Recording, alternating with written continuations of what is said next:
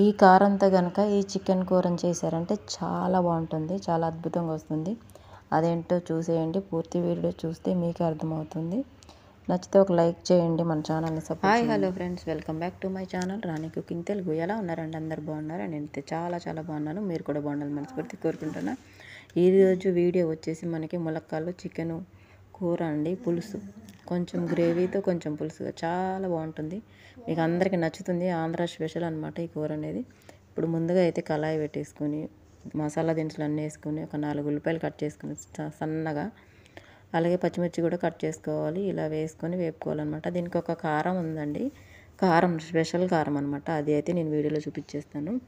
తప్పకుండా చూసి నేను చెప్పినట్టు చేయండి, ఈ వీడియోలో చూసినట్టు చేయండి. మీకు ఎప్పుడు తిన్నా ఈ కూర చేసుకుని తింటారు మీరు, అంత బాగుంటుంది. ఇప్పుడు ఒక గుప్పిడి కరివేపాకు అయితే వేసుకోవాలన్నమాట. మంచి ఫ్లేవర్ అనేది తెస్తుంది ఈ కూరకి. ఇలా ఫస్ట్లోనే కరివేపాకు వేయడం వల్ల మంచి ఫ్లేవర్ అయితే వస్తుంది, ఈ కరివేపాకు ముందు వేయడం వల్ల. ఇప్పుడైతే అల్లం వెల్లుల్లి పేస్ట్ పెద్దది ఒక గరిటె అయితే తీసుకున్నాను నేను.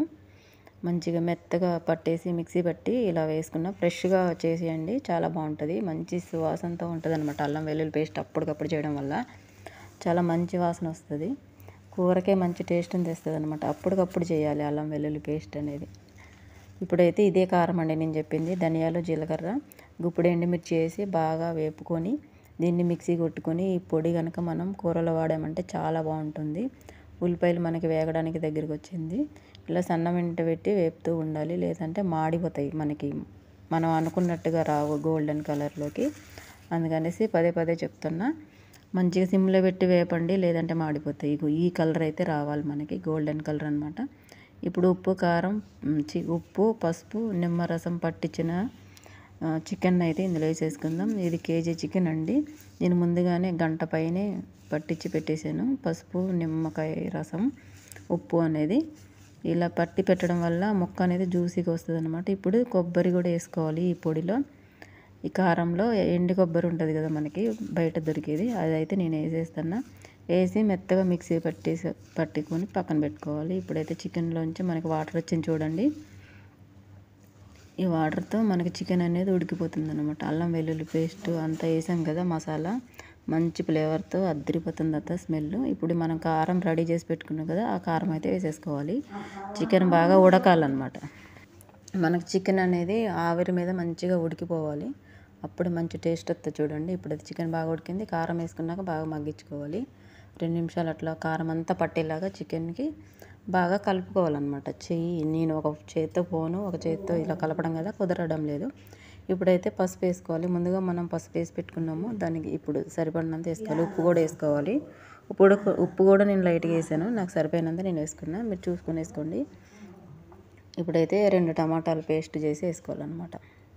2 టమాటాలు మీడియం సైజులోవి ఇలా పేస్ట్ చేసి వేసుకోవడం వల్ల గ్రేవీ బాగా వస్తుంది, టేస్ట్ కూడా బాగుంటుంది. ట్రై చేయండి, చాలా చాలా బాగుంటుంది, మీకు బాగా నచ్చుతుంది అనమాట. చికెన్ ములక్కాళ్ళు ఇష్టపడే వాళ్ళు చాలామంది ఉంటారు. ఆంధ్ర స్పెషల్ అనమాట ఈ కూర అనేది. ఆంధ్రాలో ఎక్కువగా చేస్తూ ఉంటారనమాట. చాలా బాగుంటుంది టేస్ట్ అనేది. నాటు ములక్కాళ్ళు దొరుకుతాయి కదా మనకి సంతల్లో, అప్పుడు తెచ్చి చేసుకుంటే చాలా బాగుంటుంది.